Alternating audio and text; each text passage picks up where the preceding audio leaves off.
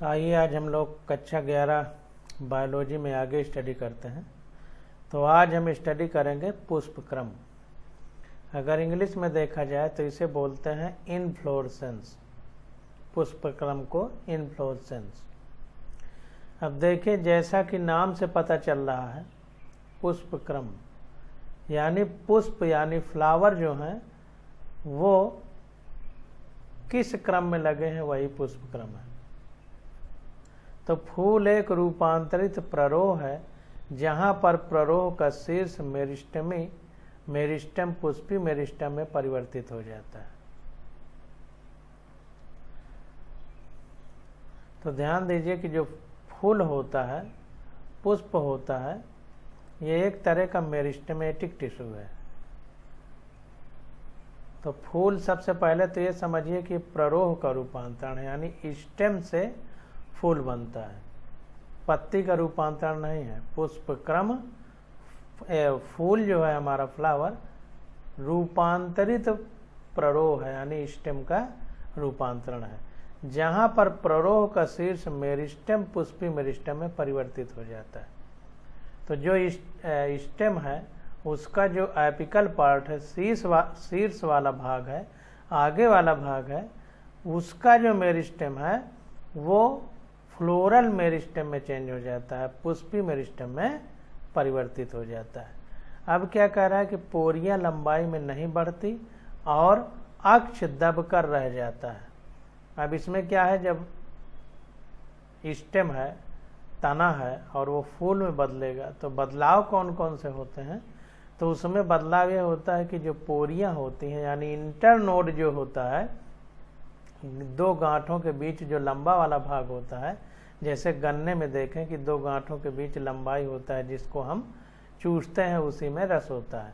तो जो लंबा वाला भाग है जिसको पोरियां हिंदी में कहेंगे, अंग्रेजी में इंटरनोड बोलते हैं, वो लंबाई में नहीं बढ़ती और अक्ष दबकर रह जाता है। तो पोरियां लंबाई में नहीं बढ़ती और जो एक्सिस होता है वो दब कर रह जाता है। गांठों पर क्रमानुसार पत्तियों की बजाय पुष्पी उपांग लगते हैं। अब जो नोड होते हैं, गांठें यानी जो नोड होती हैं, उनमें पत्ती की बजाय क्या होता है कि पुष्प के भाग लगते हैं। उपांग मतलब भाग, तो पुष्पी उपांग लगते हैं। कह रहा है जब प्ररोह शीर्ष फूल में परिवर्तित हो जाता है तब वो सदैव अकेला होता है। जब स्टेम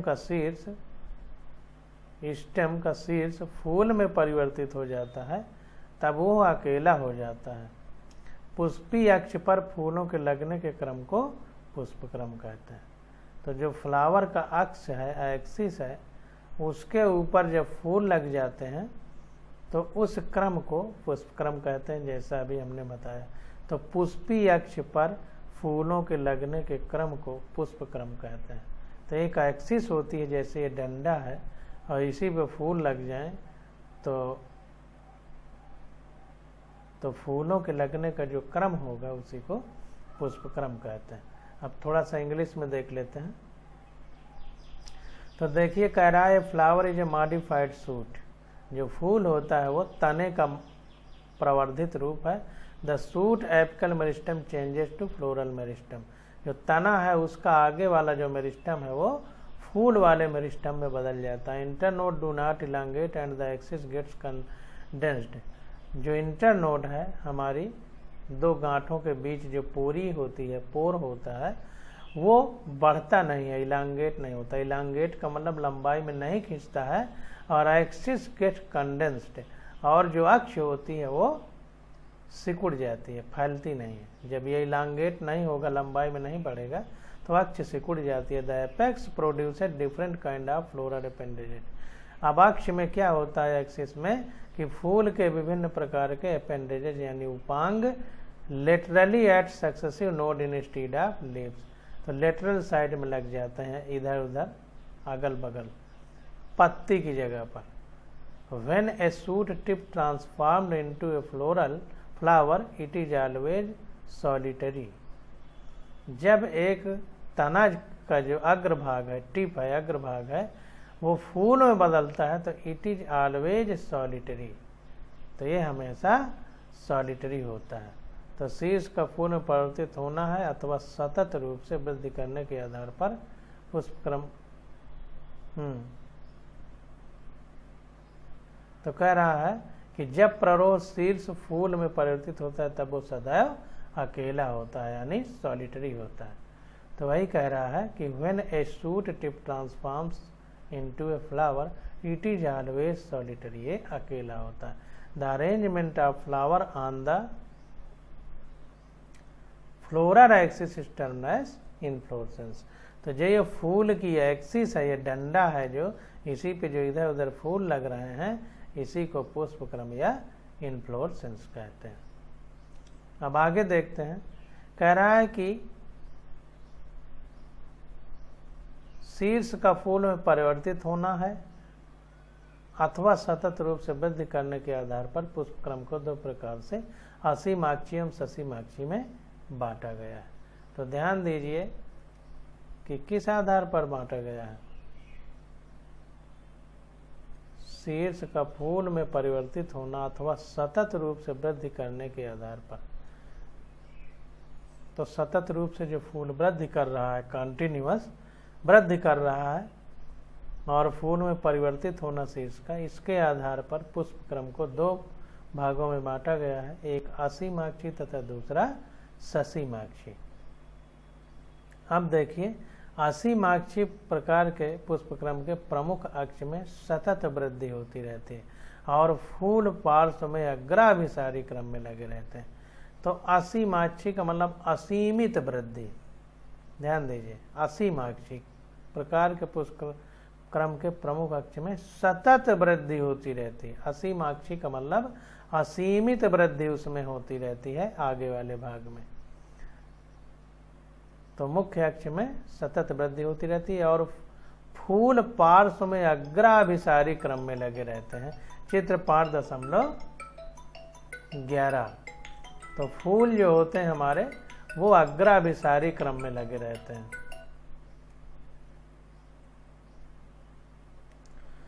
तो अग्राभिसारी का मतलब है कि पीछे फूल निकलेगा पहले, फिर आगे की ओर निकलते चले जाएंगे। इसको अग्राभिसारी क्रम कहते हैं। तो ये पूरा यहाँ से अंडरलाइन कर लीजिए।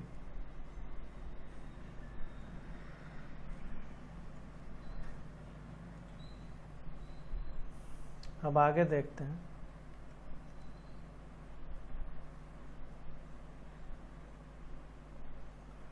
अब ये देखिए, असीमाक्षी पुष्पक्रम का ये एग्जाम्पल है।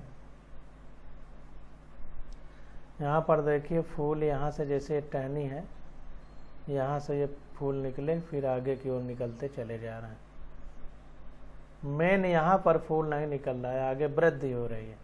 अब कह रहा है ससीमाक्षी पुष्पक्रम में प्रमुख अक्ष के शीर्ष पर फूल लगता है, इसलिए इसमें सीमित वृद्धि होती है। फूल तलाभिसारी क्रम में लगे रहते हैं, जैसा कि चित्र 5.12 में दिखाया गया है।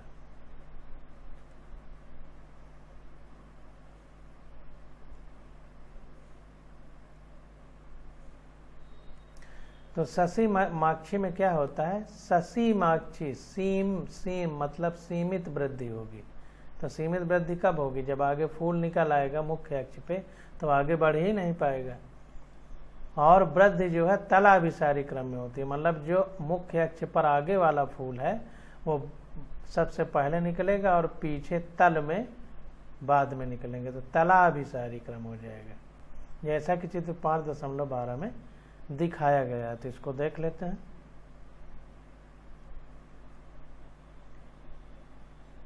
ये देखिए ससीमाक्षी पुष्पक्रम।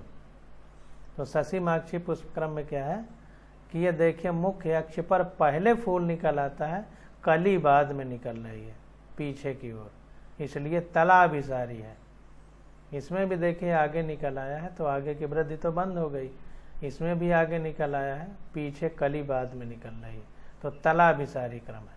अगर पीछे वाला फूल पहले निकल आए और कली आगे निकले तो अग्राभिसारी। अभिसारी का मतलब आगे छोटा रहेगा, पीछे वाला बड़ा रहेगा, ये कहने का मतलब।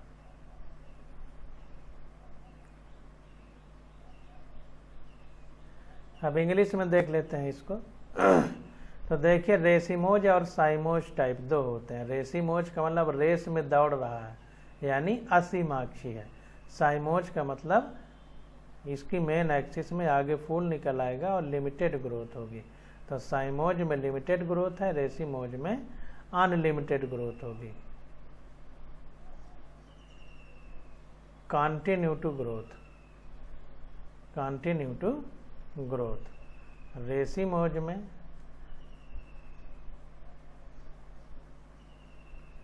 कंटिन्यू टू ग्रोथ होगी और floral brown laterally in an acropetal succession. और जो फूल होंगे वो अग्राभिसारी क्रम में लगे होंगे। एक्रोपिटल मतलब पीछे वाला फूल बड़ा होगा, आगे वाला बाद में निकलेगा। और साइमोज में क्या होगा, ग्रोथ जो है सीमित होगी, लिमिटेड इन ग्रोथ। और जो फूल होगा वो बेसी पेटल ऑर्डर में निकलेगा, यानी पहले आगे वाला और बाद में पीछे वाला। और मेन एक्सिस जो होगी, मुख्य अक्ष, टर्मिनेट इन ए फ्लावर। मुख्य अक्ष का जो आगे वाला भाग होगा वो फूल में बदल जाएगा, जिससे ग्रोथ जो है लिमिटेड हो जाएगी, आगे बढ़ ही नहीं पाएगा।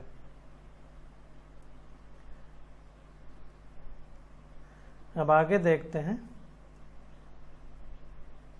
The flower. पुष्प, पुष्प के बारे में देखते हैं।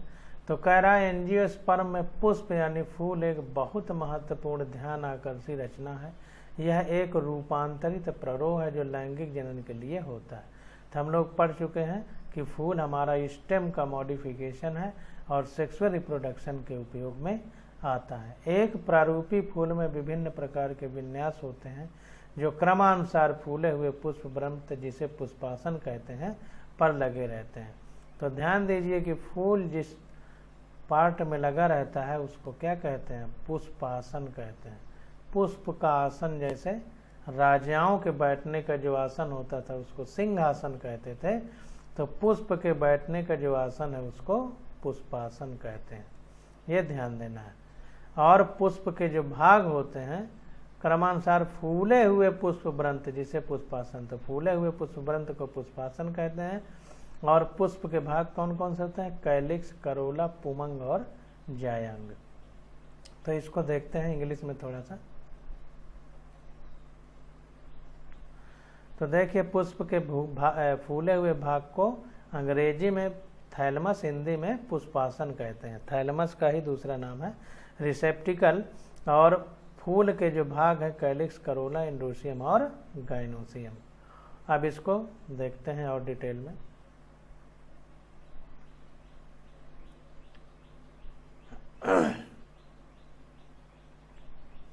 अब देखिए हमसे ये कह रहा है कि कैलिक्स और जो करोला है, कैलिक्स तथा करोला सहायक अंग हैं, जबकि पुमंग तथा जायांग लैंगिक अंग है।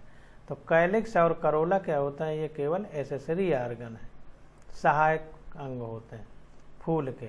मुख्य अंग क्या है, पुमंग और जायांग। पुमंग का मतलब एंड्रूसियम, एंड्रूसियम ये नर वाला भाग है। पुमंग, पु है तो पुरुष वाला।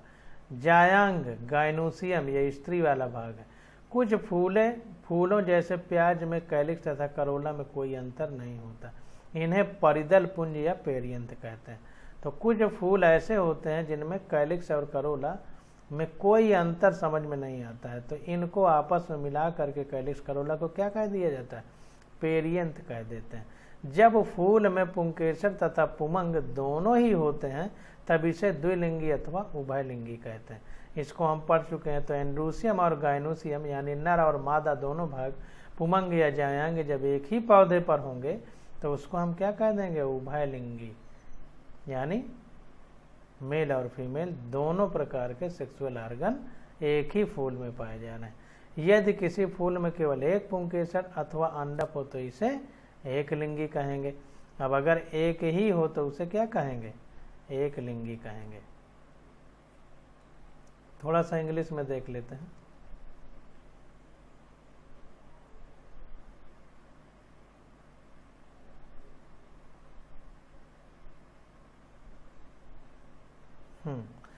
तो देखिए कह रहा है कि एंड्रोसियम और गायनोसियम के अलावा जो कैलिक्स और करोला है ये सहायक अंग यानी एसेसरी ऑर्गन है। When androecium and gynoecium are reproductive organ while, तो एंड्रोसियम और गायनोसियम यानी पुमंग और जायांग ये हमारे रिप्रोडक्टिव ऑर्गन है, यानी जो जनन में सहायक होते हैं। In some flower like lily the calyx and corolla do not distinct and terms as perianth. तो प्याज में क्या है कि कैलिक्स और करोला को डिस्टिंक्ट यानी अलग अलग तरीके से पहचाना नहीं जा सकता, तो इनको आपस में मिला करके एक नाम दे दिया गया पेरियंथ। कह रहा है मैंने flower has both androecium and gynoecium it is bisexual. जब किसी फूल में एंड्रोसियम और गायनोसियम दोनों पाए जाएंगे तो इसको हम बाइसेक्सुअल कहेंगे। कह रहा है flower having either only stem और ओनली कार्पेल इज यूनिसेक्सुअल। अगर केवल उसमें केवल पुमंग होगा या केवल जायांग होगा, स्टेम होगा, स्टेमन होगा या कार्पेल मतलब अंडप होगा। गायनोसियम कहते हैं जायांग को, कार्पेल यानी अंडप होगा तो उसे हम यूनिसेक्सुअल या एक लिंगी बोलेंगे। अब देखिए कह रहा है कि सममित में फूल त्रिज्या सममित, नियमित अथवा एक व्यास सममित द्विपार्श्विक हो सकते हैं। जब किसी फूल को दो बराबर भागों में विभक्त किया जा सके तब उसे त्रिज्य सममित कहते हैं। इसके उदाहरण है सरसों, धतूरा, मिर्च। लेकिन जब फूल को केवल एक विशेष ऊर्ध्वाधर समतल में दो समान भागों में विभक्त किया जाए तो उसे एक व्यास सममित कहते हैं। इसके उदाहरण क्या है? मटर, गुलमोहर, सेम, केसिया आदि। जब कोई फूल बीच से किसी भी ऊर्ध्वाधरता समतल में दो समान भागों में विभक्त न हो सके तो इसे असममित यानी एसिमेट्रिकल या अनियमित बोलते हैं, जैसे कि केना। तो ध्यान दीजिए फूल को दो प्रकार से बांटा जा सकता है।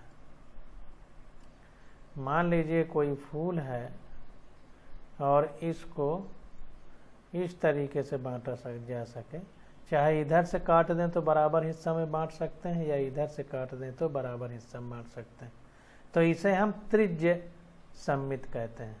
त्रिज्य सममित कहते हैं, नियमित भी इसका नाम है। और अगर हम इसे केवल एक ही प्रकार से बांट सकते, जैसे मान लीजिए ये है हमारा फूल और अगर हम इसको केवल इस प्रकार बांट पाएं या केवल इस प्रकार एक ही दिशा में बांट पाएं तो इसे एक व्यास सममित कहते हैं, तो इसको ध्यान देना। और अगर न बांट पाएं तो असममित या अनियमित कहते हैं। तो एक व्यास सममित के उदाहरण क्या है? मटर, गुलमोहर, सेम, केसिया आदि। और त्रिज्य सममित के उदाहरण क्या है? धतूरा, मिर्च। तो इसको अंडरलाइन कर लीजिए।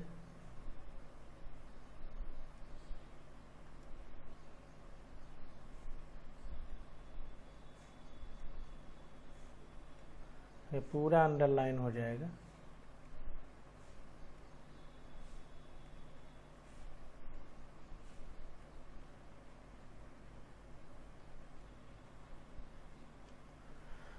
अब इसको थोड़ा इंग्लिश में देख लेते हैं।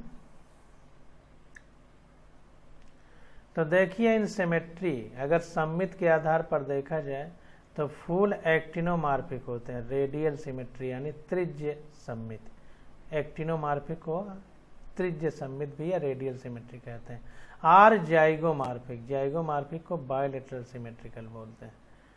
तो जाइगोमार्फिक और एक्टिनोमार्फिक। एक्टिनोमार्फिक के एग्जाम्पल कौन है? मस्टर्ड, धतूरा, चिली।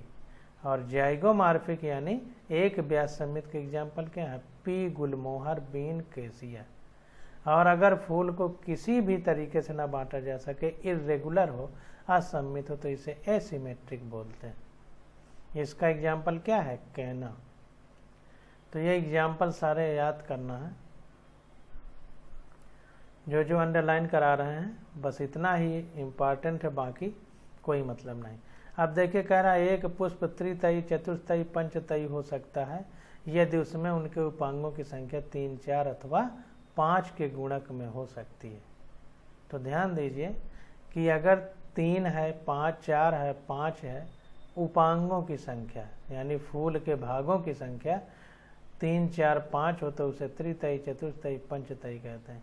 3, 4, 5 के गुणक में हो, ध्यान दीजिए, गुणक में हो। जिस पुष्प में सहपत्र होते हैं, पुष्प वृंत के आधार पर छोटी छोटी पत्तियां जिनको कहते हैं सहपत्र, देखा होगा जैसे ये देखिए लगे, तो इन्हें सहपत्री कहते हैं, और जिनमें सहपत्र नहीं होते उन्हें सहपत्रहीन कहते हैं।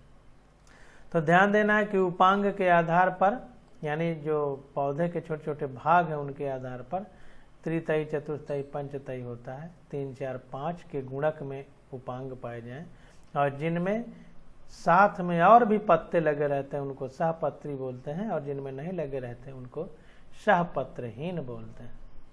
तो ध्यान दीजिए, फ्लावर ट्राइमेरस हो सकता है, टेट्रामेरस या पेंटामेरस, त्रितयी, चतुर्थयी, पंचतयी, 3, 4, 5 अपेंडेजेस के multi when the floral appendages are in multiple of, ध्यान दीजिए 3, 4, 5 हो तो ट्राइमेरस, टेट्रामेरस, पेंटामेरस नहीं कहते।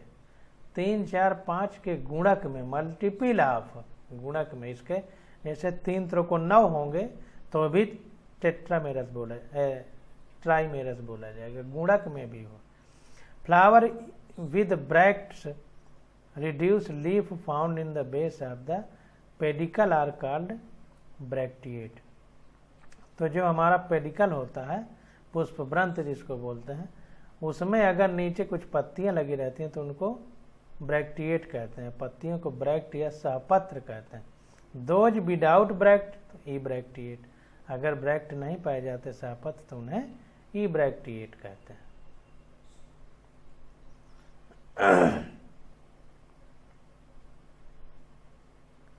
अब देखिए आगे, पुष्प वृंत पर कैलिक्स, करोला, पुमंग तथा अंडाशय की सापेक्ष स्थिति के आधार पर पुष्प को अधोजायांगता, हाइपोगानस, परिजायांगता, पेरीगाइनस तथा अधिजायांगता, हेमीगाइनस, अधिजायांगता यानी एपीगाइनस, ये देखिए थोड़ा इसको देखना पड़ेगा। तो ध्यान दीजिए कि पुष्प वृंत पर कैलिक्स, करोला, पुमंग तथा अंडाशय की सापेक्ष स्थिति के आधार पर पुष्प को अधोजायांगता यानी हाइपोगाइनस, जायांग नीचे है, गाइनस अंग्रेजी में जायांग को गाइनस कहते हैं, अधो मतलब नीचे, नीचे है तो हाइपो शब्द नीचे के लिए लगाया जाता है। और अगर पेरीफेरी में है तो परिजायांगता, पेरीगाइनस कहते हैं। और अगर ऊपर है, अधो नहीं, अधि, अधि का मतलब ऊपर है तो इपीगाइनस कहेंगे, अधिजायांगता का मतलब इपीगाइनस। तो देखिए इपीगाइनस कह रहा है, तो इसको अंडरलाइन कर लीजिए कि पुष्प वृंत में कैलिक्स, करोला और पुमंग अंडाशय की स्थिति के आधार पर पुष्प को कितने भागों में बांटा गया।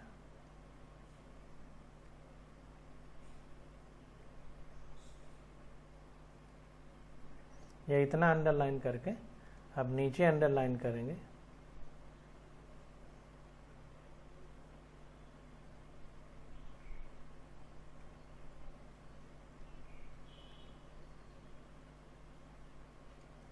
यहां तक। अब देखिए पुष्पासन पर पुष्पीय भागों की स्थिति। अब पहला देखिए कह रहा है अधोजायांगता, अधोजायांगता यानी पुष्प के सारे भाग ऊपर रहेंगे और जायांग यानी गाइनोसी मादा वाला भाग वो नीचे रहेगा।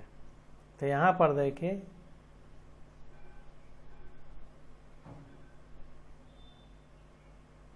अधोजायांगता,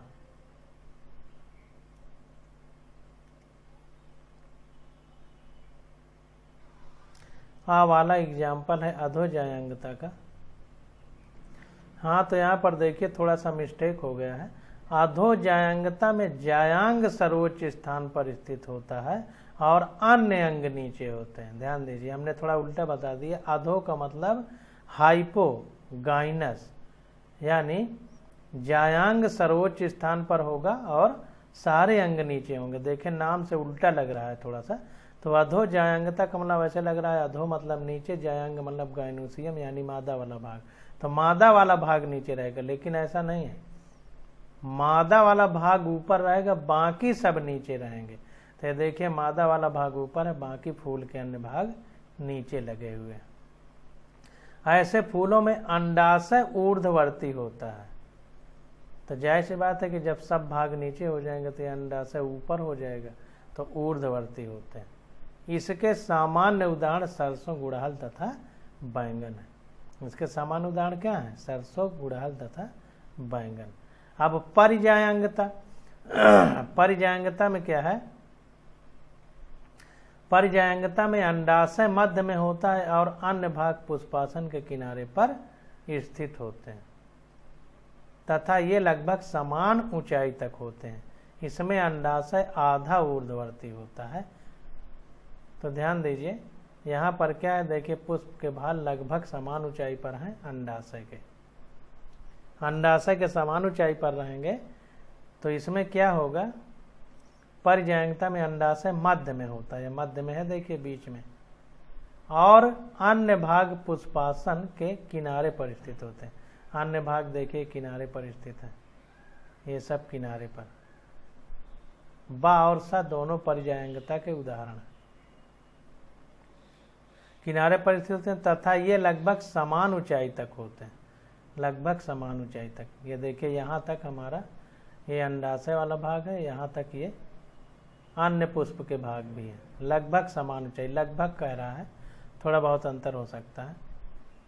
इसमें अंडाशय आधा ऊर्ध्ववर्ती होता है, मतलब आधा ऊपर होता है आधा नीचे होता है। यहाँ से तुलना करें तो आधा ऊपर आधा नीचे होता है। इसके सामान्य उदाहरण क्या है? पल्म, गुलाब और आडू। इसके उदाहरण क्या है? पल्म, गुलाब तथा आडू। ये पेरीगाइनस कंडीशन की बात हो रही है।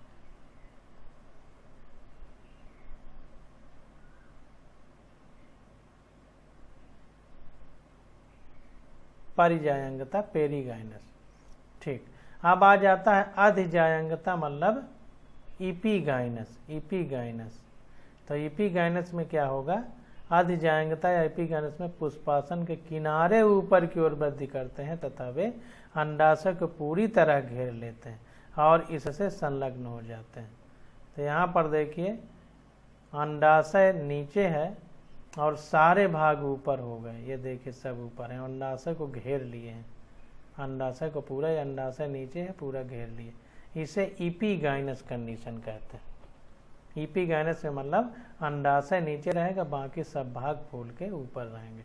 तो देखिए फिर से समझ लीजिए, अधोजायांगता, अधोजायांगता में क्या होगा कि अंडाशय जो है हमारा ऊपर रहेगा और बाकी भाग फूल के नीचे रहेंगे।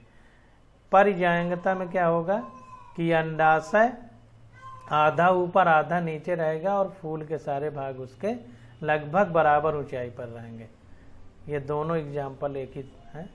और अधिजायांगता यानी एपिगाइनस में क्या है कि अंडाशय नीचे रहेगा और बाकी फूल के भाग सब ऊपर रहेंगे और अंडाशय को पूरी तरह से घेरे रहेंगे। तो अधिजायांगता का उदाहरण क्या है? फूल के अन्य भाग अंडाशय के ऊपर लगे रहते हैं, इसलिए अंडाशय अधोवर्ती हो जाता है, मतलब नीचे रह जाता है अंडाशय। इसके उदाहरण क्या है? सूरजमुखी के अर्धपुष्पक, अमरूद तथा घिया।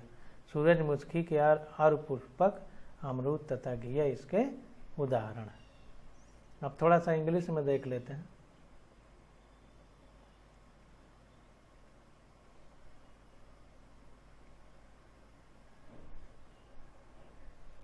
तो देखिए position of floral part on thymus, hypogynous, इसी को हाइपोगाइनस का मतलब अधोजायांगता, अधोजायांगता।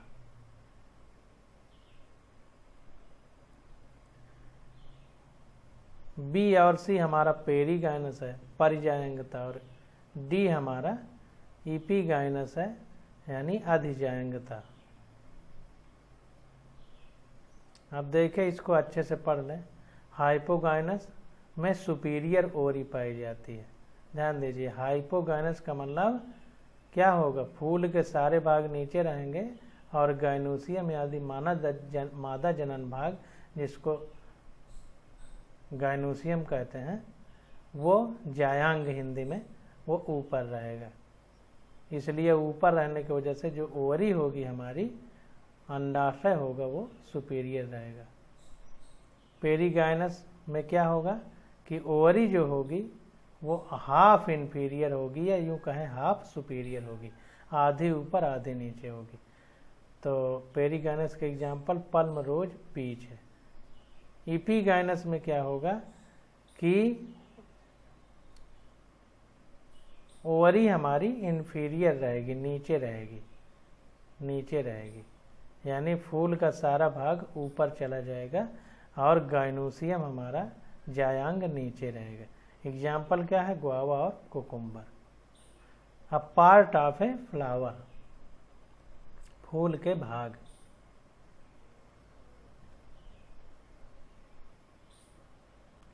तो पुष्प के भाग, इसकी स्टडी हम लोग अगले लेक्चर में करेंगे। आज बस यहीं तक।